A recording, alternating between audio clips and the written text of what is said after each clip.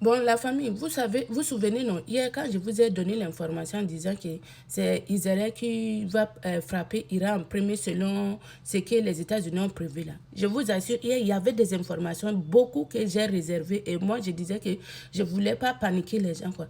Lorsque je suis partie faire les informations, chercher les informations hier, ça disait que présentement, Israël est en train de transférer les malades au sous-sol des bâtiments.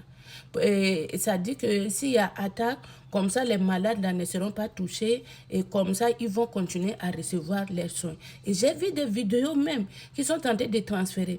Et quand j'ai vu ça, dans ma tête, je savais qu'ils ils vont attaquer, quoi. Mais je ne voulais pas donner l'information, je ne voulais pas paniquer les gens. Et hier nuit, vous avez vu ce qui s'est passé. Vous avez vu tout ce que vous voyez là. Ce n'est pas Israël qui attaque, c'est les États-Unis, comme ils ont dit dans les plans là, qu'ils ont poussé Israël à attaquer. C'est ça que vous voyez. Ce n'est pas quelque chose de nouveau. Le plan était comme ça. Parce qu'aujourd'hui, si c'était que les États-Unis ont déclenché la guerre, l'opinion américaine va dire que c'est les États-Unis qui veulent la guerre, tout et tout. Donc, c'était facile pour eux qu'Israël attaque. Et vous avez vu, quand Israël a attaqué, les États-Unis, vous voyez, Trump a lancé une opération directe. Donc, il n'y a pas quelque chose de nouveau.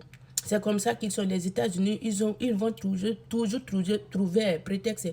Et moi, j'ai parié, j'ai dit que dès que Trump a envoyé tous les armadas là, que vous avez vus au niveau de la mer, là, c'est impossible que les armadas là, fassent demi-tour pour retourner sans attaque. Non. Parce que le but principal de Trump, il a dit dans une déclaration qu'il veut à tout prix que ces régimes-là changent. Il veut changer le régime là comme ils ont fait au niveau de Venezuela. C'est comme ça qu'ils sont. Ce n'est pas quelque chose de nouveau pour nous. Donc, nous, les Africains, on doit tirer les leçons. On doit tirer les leçons, c'est comme ça qu'ils sont.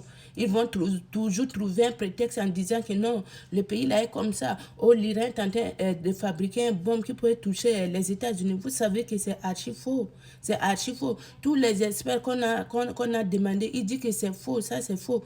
L'Iran, oui, il a son programme nucléaire, mais jamais il n'est pas sur le point de fabriquer une missile pour toucher les États-Unis. Tout ça, c'est des prétextes où Donald Trump, où les Américains ont toujours trouvé.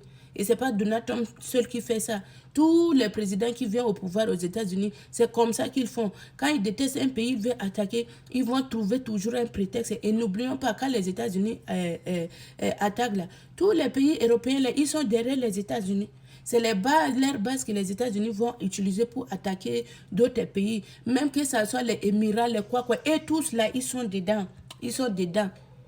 Les Arabes Saoudites, là, les plus grandes bases militaires des États-Unis se trouvent là-bas. Et la sécurité des Émirats, là, c'est détenu par les Américains. Donc, et là, il ne peut pas dire non aux Américains. Même parfois, il dit qu'ils refusent que les États-Unis utilisent leurs bases. C'est faux, c'est faux.